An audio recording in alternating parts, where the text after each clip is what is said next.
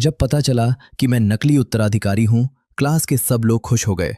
उन्हें मेरा मजाक नहीं उड़ाना था, बस ये देखना था कि गरीब कैसे दिखते हैं। और हाँ, गरीबी भत्ता भी मिल जाएगा। मेरे पालने वाले माँ बाप कहानियों जैसे बेरहम नहीं थे कि मुझे घर से निकाल दें। असली उत्तराधिकारी के तानों को सबने अनसुना किया और बस मेरा प्लान पूछा। सगा बेटा आ गया है, तो अब मैं अपने असली माँ बाप के पास जाऊंगा। मैंने चाय की चुस्की ली। मू याओवेई को लगा मेरी परवरिश अच्छी हुई है, तभी तो मैं इतना साफ हूं। पर अफसोस, बिना रक्त संबंध के तमीज का कोई मोल नहीं। मू याओवेई ने मुझे रोका नहीं और बस इतना कहा, मू परिवार तुम्हें 30 लाख देगा। आगे अब तुम्हें खुद संभलना होगा। पालने के एहसान को मैं याद रखूंगा। मू याओवेई ने बेरुखी से कहा, सामान समेटो, लाओ लियू तुम्हें छोड़ देगा। मैंने कप नीचे रखा, मैं उठा और सीढ़ियों के मोड़ पर पहुंचा। तभी मू शुआन बोला, तुम्हारे असली बाप का घर गरीब है, इतना सामान कहाँ रखेगा? ये लग्जरी चीजें वहां बेकार हैं।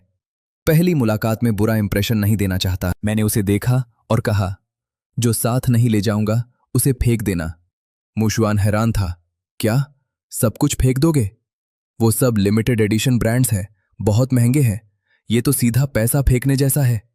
उसकी बात मजाकिया लगी। ऊपर जाकर मैंने एक छोटा बैग लिया जिसमें बस कागजात और फोन थे। बिना किसी अफसोस के मैंने वो घर छोड़ दिया।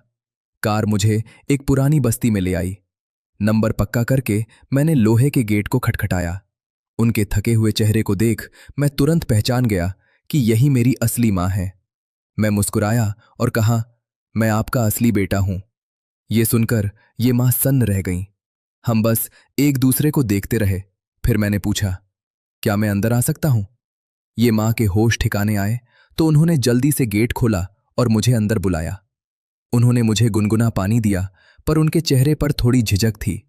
मैंने पानी पिया और उन्हें बताया कि कागजों में गलती कैसे हुई थी। मुशुआन ही मू परिवार का असली बेटा है और मैं आपका। ये पिता और मां को शायद कुछ अंदाजा तो था, पर मुझे इतना रईस और सलीके वाला देखकर वो थोड़े घबरा गए। मैंने घर के कागजात देख लिए हैं तो सबको थोड़ा बहुत जानता हूं। क्या आप कुछ पूछना चाहते हैं? ये नज़ारा परिवार के मिलने जैसा कम और किसी बिजनेस डील जैसा ज्यादा लग रहा था। ये मां ने घबराते हुए पूछा, बेटा क्या खाओगे? मैंने मुस्कुराकर कहा, कुछ भी चलेगा, मेरा कुछ खास मन नहीं है। फिर वो उठी और बोली, ठीक है, मैं बाजार से कुछ सब्जियां ले आती हूं।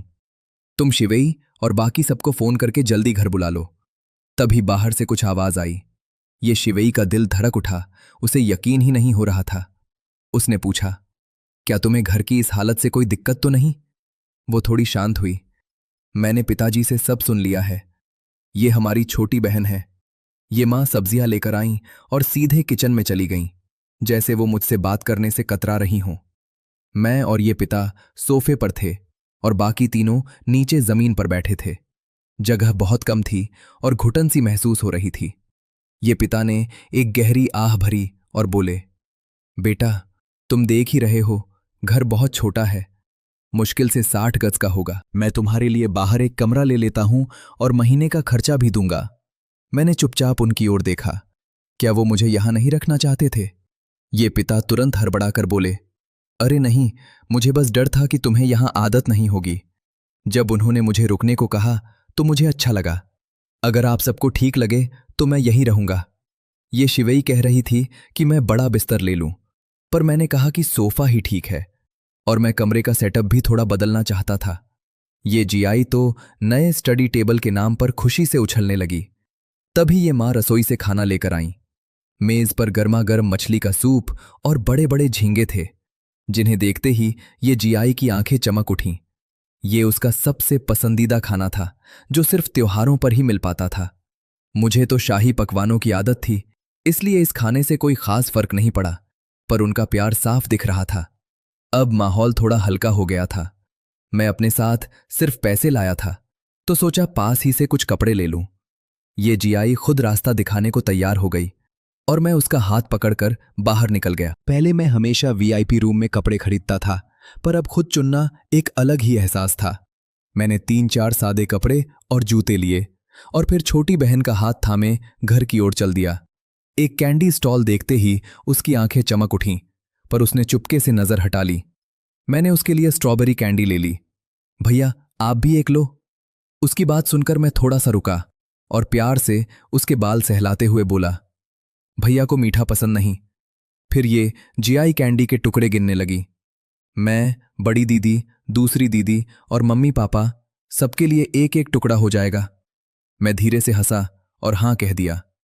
जब मैं उसका हाथ पकड़कर कॉलोनी पहुंचा तो देखा कि यह जिक्सी कुछ ढूंढ रही थी। उसने कबाड़ के एक डिब्बे से एक गुड़िया उठाई। कदमों की आहट सुनते ही उसने घबराकर उसे अपने पीछे छिपा लिया। मैं बस शांत चेहरे के साथ उसकी ओर बढ़ा और बोला, छिपाने की जरूरत नहीं है, मैंने सब देख लिया है। ये जिक्सी ने किसी दोषी बच्चे की तरह अपनी नजरें झुका ली और धीरे से वो गुड़िया बाहर निकाली। मुशवान को ये गुड़िया बहुत पसंद थी। वो हर रात इसे गले लगाकर सोता था। सोचा नहीं था कि अब उसे इसकी भी जरूरत नहीं होगी, पर उसने सिर्फ इसे ही नहीं, बहुत कुछ पीछे छोड़ दिया था। मेरी एक रूखी सी बात, मेरी बात सीधे ये जिक्सी के दिल में चुभ गई। दर्द होगा तभी समझ आएगा। मैंने मन ही मन आह भरी और कहा, ले लो इसे। पर उसने गुड़िया वापस डिब्बे में फेंक दी। उसने बस एक फीकी मुस्कान दी। गर्मी की रात, पुराना पंखा चर चर कर चल रहा था और दीवारें बहुत पतली थीं। ये शिवेई अपने माता पिता से धीरे से कह रही थीं, मुशवान को शायद इस बिस्तर की आदत नहीं है। कल रात वो काफी बेचैन लग रहा था।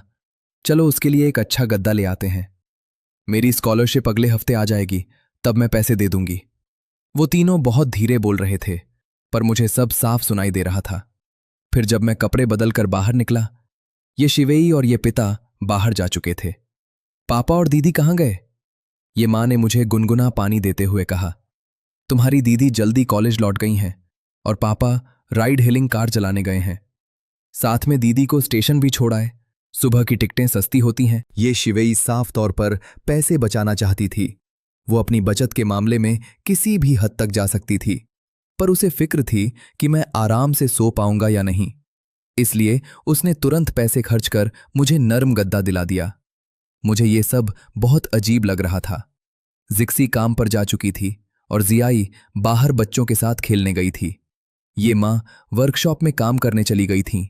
अब घर में मैं अकेला था। मैंने जैसे ही दरवाजा खोला, सुमान्यू अपने औजारों के साथ फुल जोश में खड़ी थी। बड़े साहब, मैंने अभी नाश्ता भी नहीं किया था। मैं उसे घर घुमाते हुए बताया कि मुझे क्या क्या चेंजेस चाहिए, जिसे सुनकर सुमान्यू का चेहरा उतर गया और वो काफी परेशान दिखी। तुम्हारे पुराने गद्दे ही 20,000 से ऊपर के थे और अब पूरे घर को 20,000 में सेट करना है। मैं दरवाजे से टिककर बोला, इतना मुश्किल भी नहीं है तो टेंशन क्यों? पूरे घर का नाप लेने के बाद उसके दिमाग में एक रफ प्लान बन गया। फिर हम दोनों लिविंग रूम में बैठ गए, जहां सुमान्यू ने टैबलेट देखते हुए पूछा, क्या तुमने वाकई यहां रहने का मन बना लिया है? क्या आलीशान खाने से ऊब चुके हो? मैंने कुछ सुना था कि जब ये शिवेई जॉब करती थी तब उसका पंगा मुंह परिवार की तीसरी बेटी के बॉयफ्रेंड से हो गया था और फिर उस तीसरी बेटी ने पूरे परिवार को बर्बाद कर दिया। कहने को तो यही वजह थी, पर मैं अच्छी तरह जानता था कि इस सब के पीछे ये शिवेई का हाथ नहीं था। तभी बाहर से कुछ शोर सुनाई दिया और ये पिता हड़बड़ी में अंदर आए। अरे, आप तो राइड हेलिंग कार चलाने गए थे ना? बस फोन का चार्जर भूल गया था। उनकी नजर मेरे साथ खड़ी लड़की पर पड़ी। ये पिता को वो जानी पहचानी लगी तो मैंने सोचा उन्हें मिलवा ही दूं। ये मेरी दोस्त सुमान्यू है। इन्हें मैंने घर का नक्शा देखने के लिए बुलाया है। ये पिता तो एकदम हैरान रह गए क्योंकि उन्होंने सुमान्यू का नाम सुना था। वो देश की एक मशहूर जीनियस डिजाइनर है। इतनी कम उम्र में उन्होंने ढेरों अवार्ड्स जीते थे। न जाने कितने रईस उन्हें मोटी रकम ऑफर करते, पर सुमान्यू किसी को भाव नहीं देती थीं। मैं आप लोगों को डिस्टर्ब नहीं करूंगा, बस केबल लेकर निकलता हूं। ये पिता को डर था कि कहीं वो सुमान्यू के काम में रुकावट न बन जाए, इसलिए केबल लेकर वो हड़बड़ी में निकल गए। फिर हम दोनों के बीच कोई और बात नहीं हुई और सुमान्यू अपना डिजाइन बनाने वापस चली गईं। मैं अपने जरूरी कागजात लेकर निकला और रास्ते में उस वर्कशॉप पर गया। अंदर 7-8 औरतें काम में जुटी थीं। कोई लेबल लगा रही थी तो कोई ऑर्डर ले रही थी। मैं दरवाजे पर खड़ा हुआ और अंदर मां को आवाज दी, मैं कुछ काम से बाहर जा रहा हूं तो दोपहर का खाना घर पर नहीं खाऊंगा। ये मां बहुत प्यार से मुस्कुराई और बोली, शाम को जल्दी घर आ जाना। फिर मंडी की उस भीड़ भाड़ वाली सड़क से होते हुए सड़क किनारे एक काली मैक्लारन खड़ी थी। मैंने सीधे पिछली सीट का दरवाजा खोला और अंदर बैठ गया। बगल में बैठी लड़की बड़ी प्यारी लग रही थी। जब से उसने मुझे देखा था उसकी नजरें मुझसे हटी ही नहीं थीं।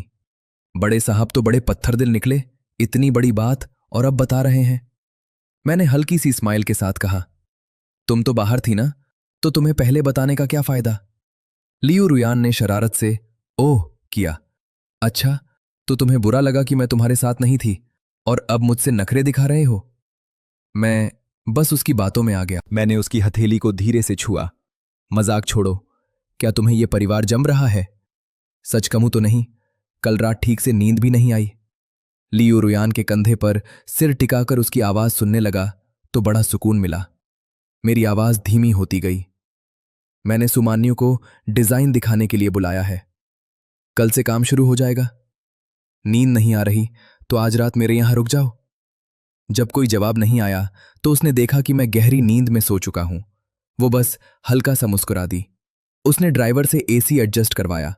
कार की उस हल्की खुशबू ने मुझे और सुकून दिया और मैं उसके कंधे पर करीब 2 घंटे तक सोता रहा। गाड़ी दफ्तर के बाहर ही खड़ी थी। लियू रुयान ने मेरा हाथ थामा और मेरे पूरी तरह जागने का इंतजार किया। फिर वो मुझे अंदर ले गईं। गृह पंजीकरण का काम भी बहुत तेजी से हो गया। सारी भागदौड़ लियू रुयान ही कर रही थी।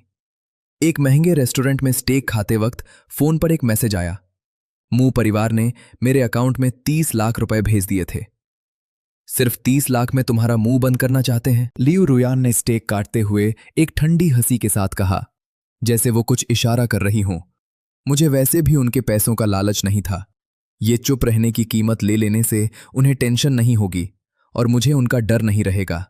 बस इसी तरह सब सुकून में रहेंगे। लियू रुयान मुझे घर छोड़ आईं और गाड़ी उसी सब्जी मंडी वाले मोड़ पर रुकी। उन्होंने मेरे बाल सहलाए। उनकी आंखों में बेइंतहा प्यार था। मेरे सब्जी मंडी में घुसते ही लियू रुयान ने गाड़ी रवाना कर दी और जैसे ही मैं अपने पुराने मोहल्ले पहुंचा, ठीक तभी ये जिक्सी भी काम से लौट रही थी। मैंने जल्दी से हाथ धोए और खाने पर बैठ गया। ऐसी चटपटी मछली मैंने पहले कभी नहीं खाई थी, एकदम नरम और जायकेदार। उसे चखते ही सच में मजा आ गया। पिछले 17 सालों में आज पहली बार मेरा पेट इतना भरा हुआ था। सिर्फ मछली का शोरबा ही मैंने 2 कटोरे पी लिया।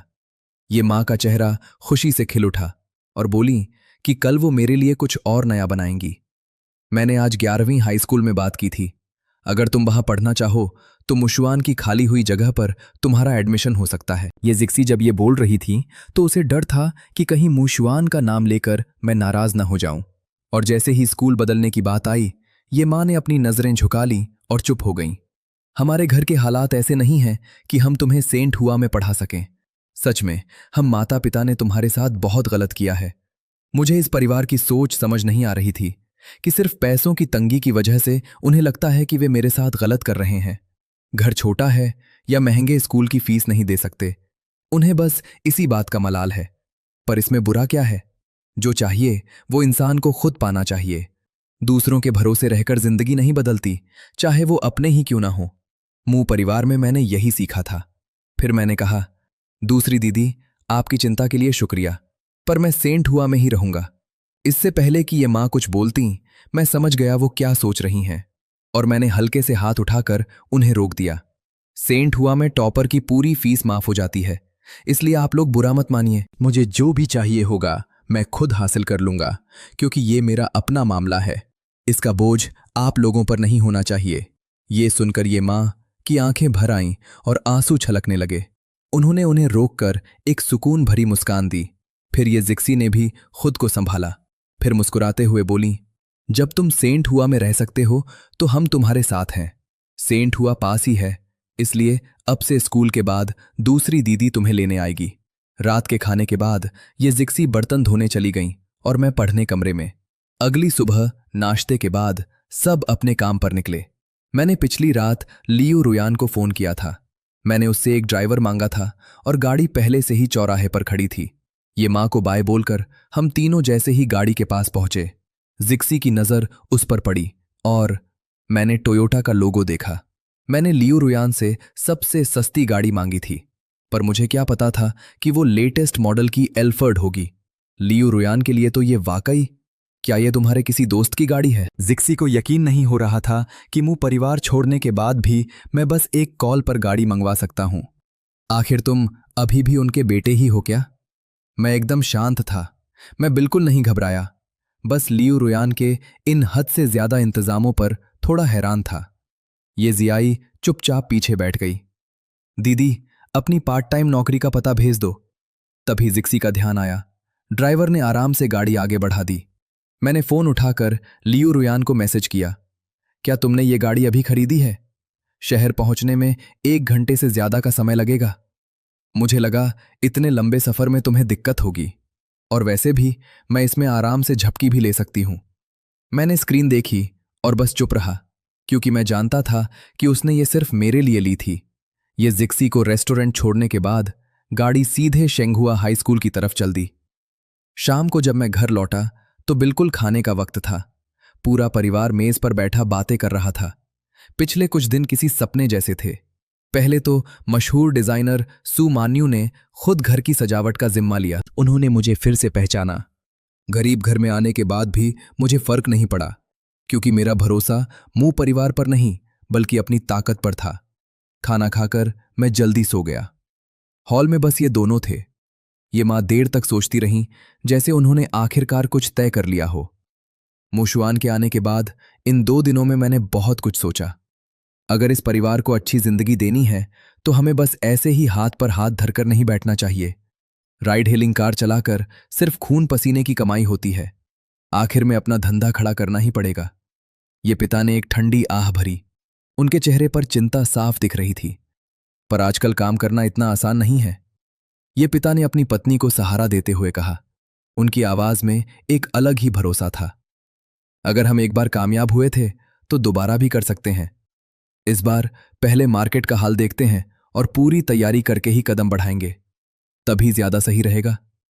अगली सुबह ये पिता छोटी बहन को स्कूल छोड़ने गए। मेरा स्कूल शेंगहुआ शहर का सबसे टॉप प्राइवेट स्कूल है और ये जिक्सी के स्कूल से बस 1 सड़क की दूरी पर है। हम दोनों ने साथ में बस से स्कूल जाने का सोचा। बस स्टैंड घर के पास ही था और बस में काफी जगह भी थी। ये जिक्सी ने कार्ड लगाकर हम दोनों का किराया भर दिया। वो मुझे संभालकर पीछे की खाली सीट पर ले गईं। मेरी नजर उनके बैग पर लगे बस कार्ड पर थी। मैं जिंदगी में पहली बार बस में बैठा था और ऐसा कार्ड भी पहली बार देखा था। मुझे ये काफी काम का लगा, तो मैंने पूछा, तुम्हारा बस कार्ड कहाँ से बना है? ये जिक्सी पल भर के लिए रुकी और फिर कार्ड उतारकर मेरे हाथ में थमा दिया। कार्ड बनवाने के लिए सेंटर जाना पड़ता है, तुम फिलहाल मेरा इस्तेमाल कर लो। पर तुम रोज कैसे जाओगी? अरे, अब तो फोन से क्यूआर कोड स्कैन करके भी सफर हो जाता है। ये जिक्सी प्यार से मुस्कुराई। मेरी दिलचस्पी देखकर उन्होंने वो कार्ड मुझे ही दे दिया। मैंने भी झट से उसे अपने बैग पर लटका लो गया। धीरे धीरे बस में भीड़ बढ़ने लगी। इस वक्त स्टूडेंट्स और ऑफिस जाने वालों के साथ साथ वो बुजुर्ग भी थे जो अंडे खरीदने की जल्दबाजी में थे। भीड़ की वजह से बस के अंदर काफी धक्का मुक्की होने लगी। बस के अंदर बड़ी घुटन थी और पसीने की एक अजीब सी बदबू फैली हुई थी।